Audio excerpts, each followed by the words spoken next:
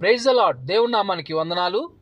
కొంతమంది మనుషులు ఎలా ఉన్నారంటే, దేవుడు ఎందుకో మమ్మల్ని వదిలేశాడు, దేవుడు ఎందుకో మమ్మల్ని పట్టించుకోవట్లేదు, దేవుడు ఎందుకో మమ్మల్ని ఆశీర్వదించలేదని దేవుడి మీద ప్రతిరోజు నిందలు వేస్తూ ఉన్నారు.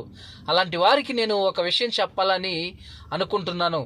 మన జీవితంలో మనము ఒక మొక్కని మనం నాటినట్లయితే ఆ మొక్క క్రమక్రమముగా అది ఎదుగుతూ ఉంటుంది, కానీ ఖచ్చితంగా ఏదో ఒక రోజు పెద్ద చెట్టు అవుతుంది.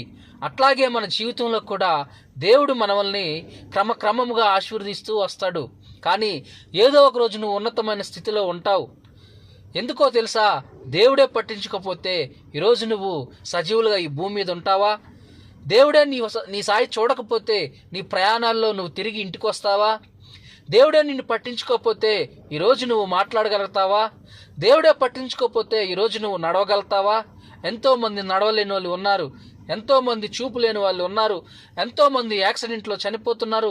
కానీ ఈరోజు నువ్వు సజీవుల లెక్కలో నువ్వు క్షేమంగా ఉన్నావంటే కేవలం ఆయన రెక్కల చాటును నిన్ను భద్రపరిచాడు కాబట్టే నువ్వు సజీవుల లెక్కలో ఉన్నావని ఈ దినమందు నీకు గుర్తు చేస్తున్నాను. ఆమెన్.